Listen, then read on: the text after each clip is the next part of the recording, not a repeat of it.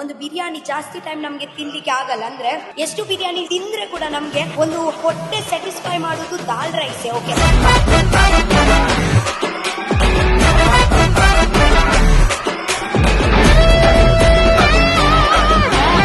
Expectation ಗಿಂತ ಜಾಸ್ತಿ comedy ಆಗಿತ್ತು. ಸಿನಿಮಾ ಟೈಟಲ್ ಕೇಳಿದ ತಕ್ಷಣ ಯಾರಿಗಾದ್ರೂ ಅನ್ಸುತ್ತೆ ಯಾವ ತರ ಸಿನಿಮಾಪ ಇದು, ಫ್ಯಾಮಿಲಿ ನೋಡಬಹುದಾ, ಹೆಂಡತಿ ಮಕ್ಕಳನ್ನ ಕರ್ಕೊಂಡ್ ಬರ್ಬೋದಾ ಅನ್ನೋ ಪ್ರಶ್ನೆ ಬರುತ್ತೆ. ಆದ್ರೆ ಔಟ್ ಅಂಡ್ ಔಟ್ ಪ್ರತಿಯೊಬ್ಬರು ಸಹಿತ ಫ್ಯಾಮಿಲಿ ಸಮೇತವಾಗಿ ನೋಡ್ಲೇಬೇಕಾದಂತಹ cinema. Very well crafted movie. Natural ಆಗಿ ಪಿಕ್ಚರ್ ಇತ್ತು. ಲೈಕ್ ಹೇಗ ನಾವು ಒಂದು ಹೊಲಗೆ ಇರ್ತೀವಿ ಹಾಗೇನೆ ಒಂದು ಪಿಕ್ಚರ್ ನೀವು ತೋರಿಸ್ಕೊಟ್ಟಿದ್ದೀರಾ. ಸಖತ್ತಾಗಿದೆ. ಪರ್ಸನಲಿ ತುಂಬಾ ಇಷ್ಟ ಆಯ್ತು.